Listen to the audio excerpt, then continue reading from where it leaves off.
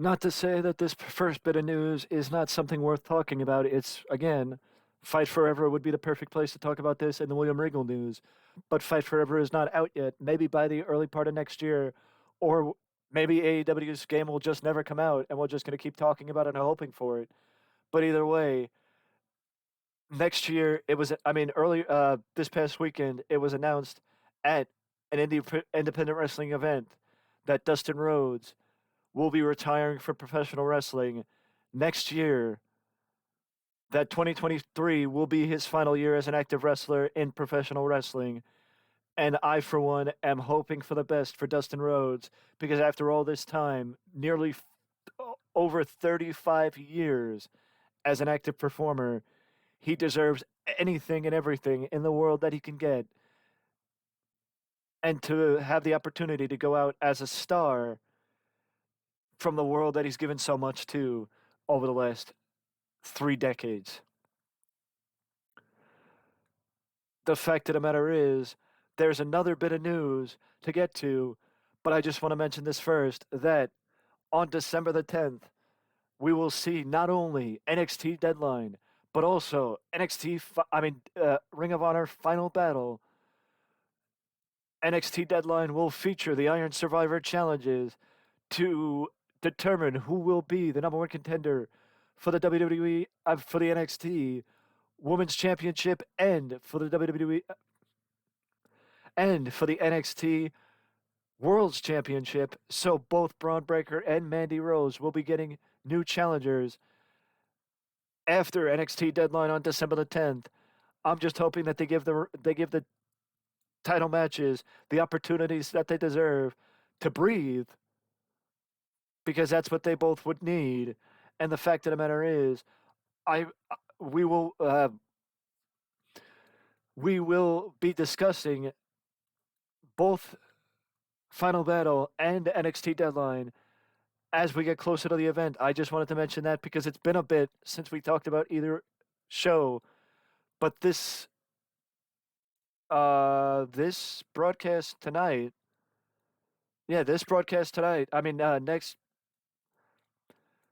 I'm sorry. I'm a little bit turned around.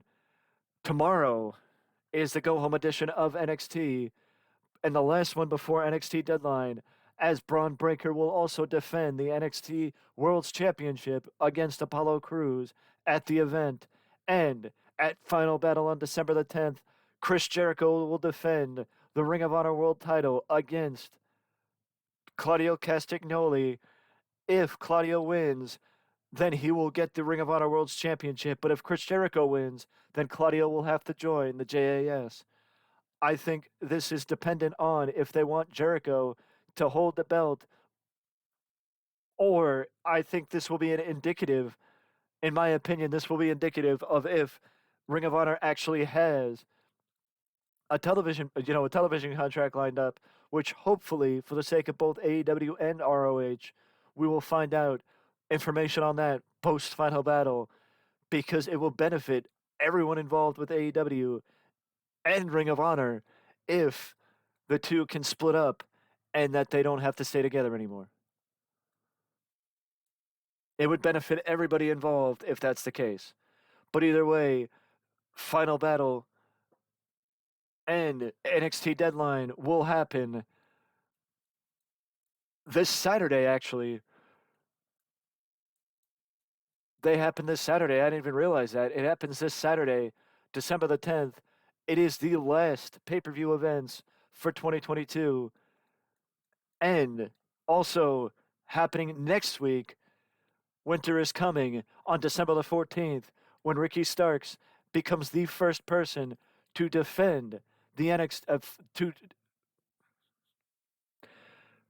I know what I'm talking about, I swear. When Ricky Starks becomes the first person to challenge current AEW World's Champion MJF for the AEW World's Championship.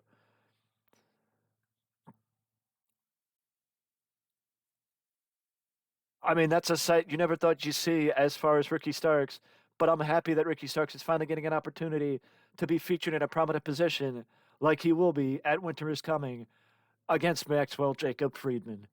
And in my opinion, I think it is 50-50 that Winter is Coming could be one of the only AEW World Title defenses of Friedman, not just to start. I think for the long term, I think MJF will be one of those people that pretty much only defends his title on pay-per-view. But that's just me. Maybe AEW will maybe AEW will decide that and have it be a little bit different, but I think MJF is only going to defend his title on pay-per-view and not really going to defend it much on regular programming. But that's still to come as we are wrapping up 2022, but 2022 still does have a plethora of amazing content to come and amazing wrestling action to go as we wrap up another year of professional wrestling. But now, here's a little bit of information that I bet you didn't know. According to Kurt Angle on the Kurt Angle podcast, he spoke about a story that nobody expected to hear, and that is that Brock Lesnar actually got in contact with Kurt back in 2007 and told Kurt that he would be interested in coming into Impact Wrestling or TNA at the time if Kurt could get him a similar contract to what Brock was making at the time. I mean, if Brock could get similar money to what Kurt was making at the time. I don't know why I'm getting so caught up on my words. I swear English is not my first language. Gibberish is my first language. English is my second language. But it's just that statement alone, the fact that Brock Lesnar said he would be interested in coming into TNA in 2007 if Kurt could get him the money that Kurt was making. And Kurt unfortunately said he could ask, but unfortunately at the time, TNA was not in a position to be paying somebody else the money like Brock Lesnar would want or that Kurt Angle was making. Because as Kurt said, that Impact Wrestling was likely at the peak of their budget at the time with the money that he and Sting were getting paid. And likely people like AJ Styles, Christian Cage, who was still there, because Christian didn't return to WWE until 2008. So Christian was still with Impact Wrestling, and Tomko, the Dudleys. There was a number of people still with the company at the time that were making a decent amount of money. I'm not saying that TNA shouldn't have made the point to, basically Brock Lesnar wants to come in. We got to do what we got to do to get Brock Lesnar to come in.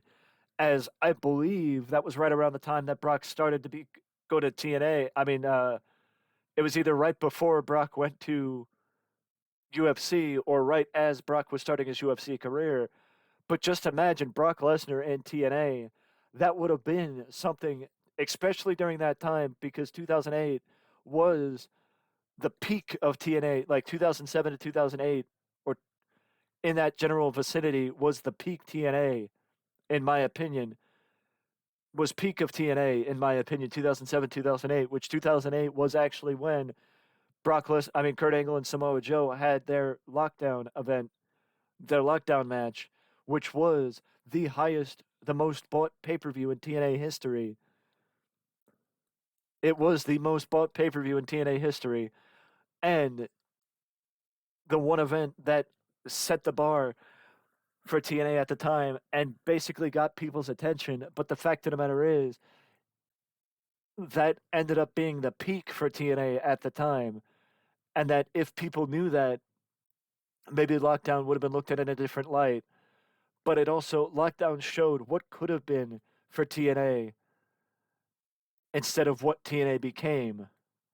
But just imagine, I'm not entirely sure when the time period Kurt Angle is talking about is, outside of it being sometime in 2007. But just imagine, Jeff Jarrett was also on the outs with the company at the time. I'm pretty sure.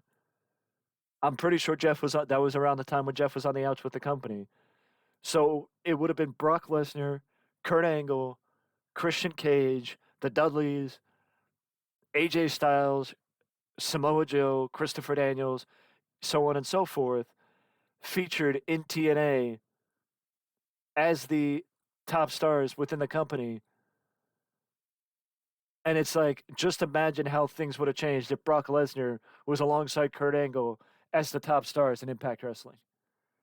That maybe TNA would not have been in such dire straits when Dixie Carter sold the company to Anthem Sports out of bankruptcy protection.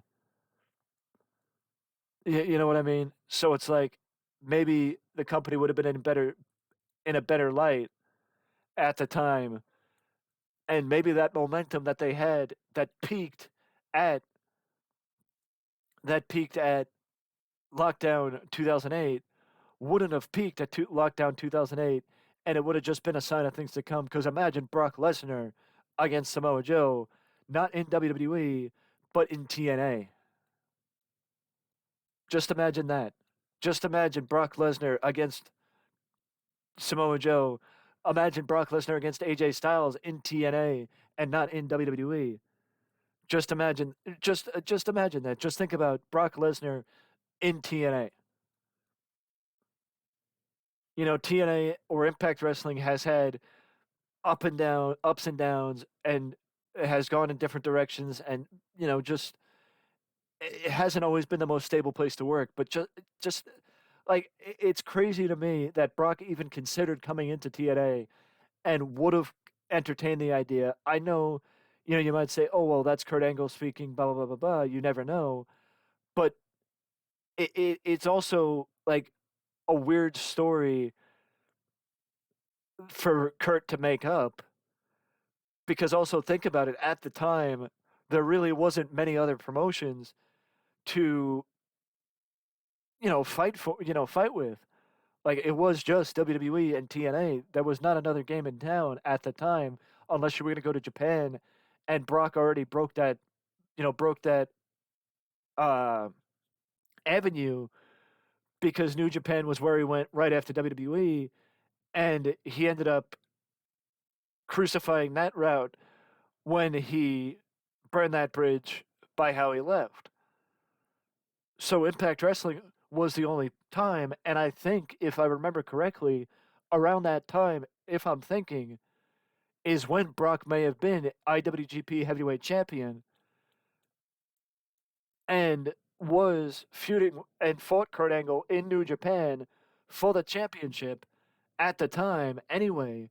So that actually might not be inaccurate, that Brock and Kurt,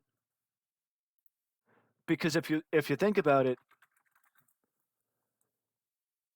if you think about it, Brock Lesnar was IWGP champion. Brock Lesnar did hold the IWGP Heavyweight Championship.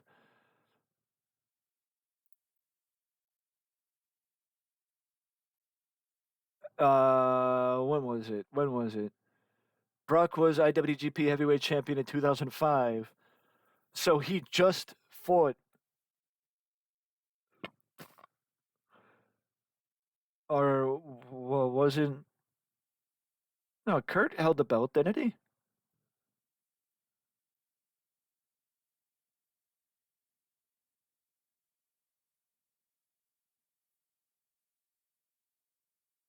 My point is, Brock was in New Japan. Brock was in contact with Kurt Angle, and Brock and Kurt are known to be friends. So just, I mean, I'm at a loss for words right now, and I don't really have the an accurate way to put it. But just think about the idea of Brock Lesnar in Impact Wrestling, or in TNA, and returning to wrestling nearly 5 years before he returned to WWE. Whether it's true, whether it's not, whether there's merit to it or not, just think about Brock Lesnar in TNA. According to Kurt Angle, it was a possibility if TNA actually had the money. But think about that. These have been my thoughts on wrestling. And let me know your thoughts on everything and anything down in the comment section below. You can also let me know that you're enjoying this type of content by leaving a like and subscribing to the channel, because any and all interactions do help and are very much appreciated. And I will see you all in the next one. But before you go, do not forget to ding dong that notification bell to always know when a new video is up on the channel. And adios for now.